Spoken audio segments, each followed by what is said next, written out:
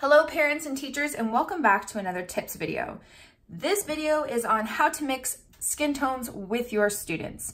So the materials you're going to need for this project are a heavy cardstock paper or watercolor paper, something that's safe to paint on. You're going to need mixable paint in yellow, red, blue, and white.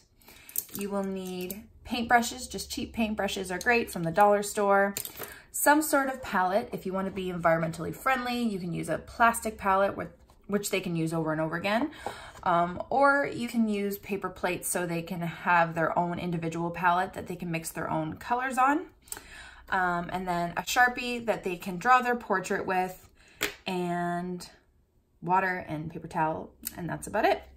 So what you're going to be doing is you are going to be giving them, especially for our younger students, you may want to actually give them the amount of paint that they will need. You're going to give them equal parts of yellow, red, and blue paint on their palette. Okay, and what you're going to ask them to do is you're going to ask them to mix all three colors together, and they should get a shade of brown. Then what you're going to do is you're going to ask them to look at their skin tone and, ask them what they see. Do they see maybe a bit more red in their skin tone? Do they see a bit more yellow in their skin tone or blue? Or are they a lot lighter than the brown that they mixed? If they are, you're going to give them white. So basically you just want to get them to mix the paint all together and, try different combinations to eventually get their skin color. Some of our lighter students may need a lot of white. So sometimes what I'll do is I'll put a big dollop of white and then just add a bit of that color mixture to the white if they're really light. But yeah, you can monitor how much they're actually adding, especially if they're younger students, or you can use it as, instead of doing a portrait with this, you could just use it as a separate activity where they're just mixing the colors, give them the freedom to mix on their own and experiment, okay? But these are the only colors that you're gonna need to mix everyone's skin tone. It's crazy, right? But it's a lot of fun and it's a great project, and it does take a bit of practice. So don't get discouraged if it doesn't always work out the first time, but you should get some sort of skin tone.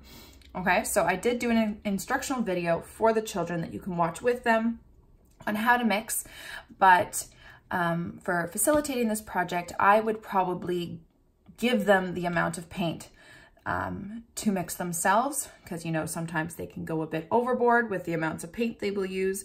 So especially if you're doing this with some younger students, you may want to do that.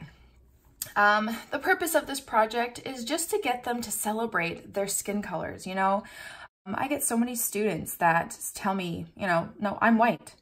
And I'm like, let's put our hands up to this white piece of paper. Are you the same color? No, you're not white. Let's try and figure out what color you are. So I'm going to be doing a read aloud in one of my other videos of a wonderful book called The Colors of Us, which gives you tons of different describing words of how to describe different skin colors, and no one says they're white or black. They're the color of butterscotch or cinnamon or dark chocolate. And I think that's a wonderful way to look at our skin tones, because even some of our students who are darker browns, they're not all the same shade of browns, They have different undertones to their skin that makes them unique and beautiful. So I just want them to be aware of it and celebrate it. So, and celebrate each other's skin colors, because if we all look the same, it would be pretty boring to look at, right? So I just want them to appreciate the colors of their own skin and each other's. So that's the purpose of this project. And it's also a lot of fun. So I suggest you do that. I hope those tips helped. Check out the read aloud of The Colors of Us too, because it's a great story to read to your kids. And I hope you guys have a wonderful time with this project. And don't forget to comment below.